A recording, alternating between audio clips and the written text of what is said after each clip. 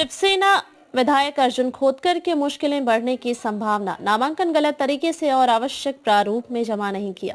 शिवसेना विधायक और पूर्व मंत्री अर्जुन खोतकर की मुश्किलें बढ़ने की संभावना है। कांग्रेस के प्रतिद्वंदी और पराजित उम्मीदवार कैलाश गोरंट्याल ने आरोप लगाया है कि खोतकर ने हाल ही में हुए विधानसभा चुनाव में अपना नामांकन गलत तरीके से और आवश्यक प्रारूप में जमा नहीं किया। नामांकन जांच के दौरान खोतकर के नामांकन पर आपत्ति जताने के बावजूद चुनाव अधिकारी ने खोतकर का नामांकन रद्द नहीं किया और उसे मान्य कर दिया। इसके विरोध में गोरंट्याल ने मुंबई उच्च न्यायालय की संभाजीनगर खंडपीठ में चुनाव अधिकारी के फैसले के खिलाफ याचिका दायर की है। इस बीच गोरंट्याल ने न्यायपालिका से उचित न्याय मिलने की उम्मीद जताई है।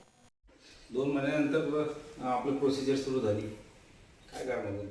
नाही, इलेक्शन पिटिशनला 45 दिवसाच्या अगोदर तयारी दाखल करावं लागतं. म्हणजे 7 तारीख लास्ट आहे आणि आम्हाला काही डॉक्युमेंट्स काढावं लागतात माहितीच्या अधिकारमध्ये.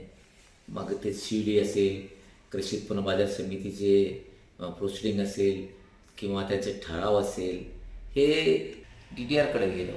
DDRने आम्हाला काही माहितीचे मध्ये जे आम्हाला हवे ते त्यांनी दिलेलं आहे आणि काही डॉक्युमेंट्स जाणून बुजून ते देत नाही आम्हाला. आणि ठीक आहे, सन्मान्य कोर्टासमोर मी मांडणार आहे की हे डॉक्युमेंट आम्हाला देत नाही आणि त्या विषयाबद्दल पिटिशनमध्ये लिहिलेलं आहे आणि सर्टिफाय करावं लागतात. अगोदर तर CD असं म्हणत होता की CD आमच्या ऑफिसलाच नाही, तहसीलदार म्हणतात माझ्याकडं नाही आहे, तो हे म्हणतात माझ्याकडं नाही आहे, SDM. मग ते जे शूटिंग काढणारवाला तो मग मी कलेक्टरला पत्र दिलं की आम्हाला तुम्ही कोर्टात जायचं, तुम्ही कोणत्या परिस्थितीत आम्हाला CD द्या. मग कलेक्टरने थोडं टाईट दिलं की आम्हाला CD भेटली आणि बरोबर पकडलं. तर ह्या पिटिशनमध्ये काही ना काही त्या अधिकाऱ्याच्या अंगावर येईल असं त्याच्या डोक्यात आहे. म्हणून 5 वर्ष जाऊन अशी काही आपली काही पाठपुरावा काय ते सन्मान्य कोर्टाबद्दल मी त्यात काही बोलू शकत नाही. मी बघितलं की माझ्यासोबत फार लोकांनी इलेक्शन पिटिशन दाखल केलं, नंतर सोडून देतात.